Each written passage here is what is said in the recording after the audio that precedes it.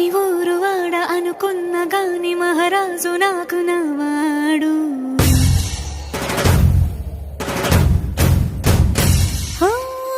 మాట పెడుసైనా మనసులో వెన్న రాయిలా ఉన్నవాడిలోన దేవుడెవరికి తెలుసును నాకన్నా. సూసేకి అగ్గిరవ్వ మాదిరే ఉంటాడు.